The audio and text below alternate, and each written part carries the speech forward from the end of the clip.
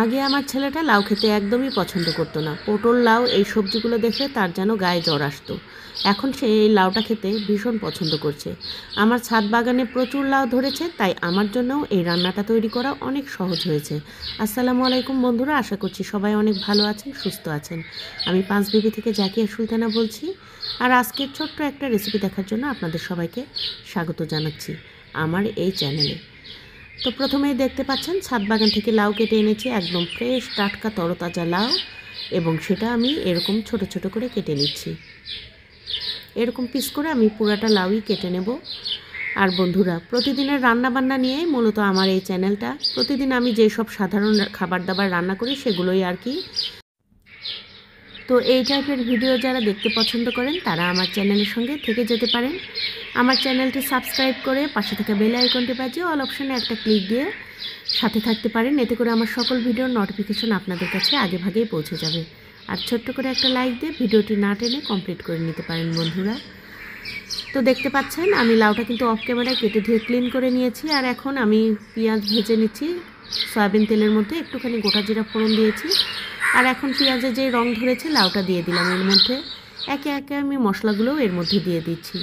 প্রথমে দিয়েছি আদা রসুন জিরা বাটা, হলুদ গুঁড়া, মরিচ গুঁড়া দিয়ে দেব, স্বাদ মতো লবণ দেব, আর ছোট্ট 2টা সাদা এলাচ দেব, কারণ বেশি মশলা এখানে অ্যাড করব না। আজকে আমি রান্নাটা করছি গরুর মাংস দিয়ে। তো গরুর মাংস দিয়ে এর আগেও আমি একদিন রান্না করেছি, আমার ছেলের খেতে খুবই ভালো লেগেছিল। তাই আবার আজকে ছুটির দিন, তার রিকোয়েস্ট, আজকেও তাকে গরুর মাংস দিয়ে লাউ দিয়ে রান্না করে দিতে হবে, তাই আমি তাকে রান্না করে দিচ্ছি। গরুর মাংসটা আমি আগে থেকেই কষিয়ে রেখেছি, তাই সেখানে প্রচুর পরিমাণে মশলা দেওয়া আছে, আর সেই জন্য লাউয়ের মধ্যে খুবই অল্প মশলা দিয়েছি। বন্ধুরা, কে কোথা থেকে আপনারা ভিডিওটা দেখছেন সেটা কিন্তু কমেন্টে জানাতে পারেন, সেই অপশন আপনাদের কাছে আছে। আর দেখতেই পাচ্ছেন লাউয়ের মধ্যে কিন্তু কোনো পানি দেয়নি, কারণ প্রচুর পানি বের হয় এই সবজিটা থেকেই। ঢাকনা দিয়ে ঢেকে ঢেকে এটা কষিয়ে নিচ্ছি। আর এখন অনেকটা পানি বের হয়েছে, তো এটা খুব ভালোভাবে সেদ্ধ হওয়া পর্যন্ত অপেক্ষা করেছি। সেদ্ধ যখন হয়ে গেছে তখন এক বাটি গরুর মাংস এখানে দিয়ে দিলাম, আগে থেকেই কষিয়ে রাখা। গরুর মাংসটা এখন ঠান্ডা আছে, তো এর মধ্যে দিয়ে দিয়েছি একটু আগে ভাগেই, যাতে একটু সুন্দর হয়ে গরম হয়ে যায়। আর দেখতেই পাচ্ছেন কেন অল্প মশলা দিয়েছি। গরুর মাংসের মধ্যে অলরেডি এত মশলা দেওয়া আছে, আরও বেশি মশলা এখানে অ্যাড করে দিলে খাবারটা গুরুপাক হয়ে যেত, সেটা মোটেই স্বাস্থ্যকর হতো না, অ্যাসিডিটির পরিমাণ বেশি হতো। উপর থেকে তেজপাতা, দারুচিনি, যেগুলো অতিরিক্ত মশলা সেগুলো তুলে খানিকটা ফেলে দিয়েছি। আর এই পর্যায়ে লবণ টেস্ট করে নিলাম, সামান্য একটু লবণ দেবার প্রয়োজন ছিল, তাই সেটাও দিয়ে খুব ভালোভাবে নাড়াচাড়া করে মিশিয়ে নিচ্ছি। তো এই রান্নাটা আমি আগে আরও একদিন দেখিয়েছিলাম, তো অনেক আপুই বলেছেন যে, একটা আপু সম্ভবত, অনেক নয়, সরি ভুল হয়ে গেছে, তো বলেছিলেন যে এইরকম করে আমরা আসলে কখনো খাইনি।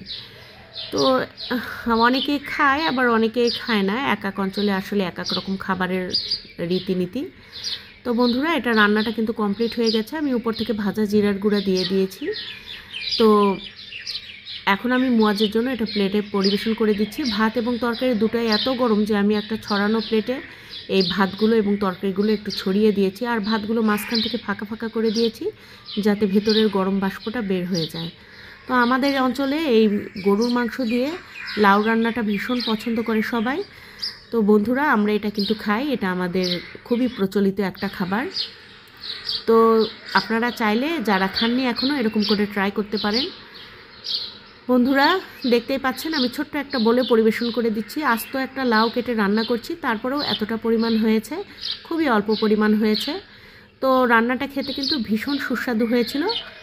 আজকের ভিডিও এই পর্যন্তই বন্ধুরা। এতক্ষণ সাথে থাকার জন্য আপনাদেরকে জানাচ্ছি অসংখ্য ধন্যবাদ। সেই সঙ্গে আগামী পর্ব দেখার জন্য সবাইকে আমন্ত্রণ জানাচ্ছি। আর বন্ধুরা, এখন যেহেতু বর্ষাকাল, পরিবার পরিজন নিয়ে নিরাপদে থাকবেন, সুস্থ থাকবেন, ভালো থাকবেন। ইনশাল্লাহ দেখা হবে নেক্সট পর্বে। আল্লাহ হাফেজ।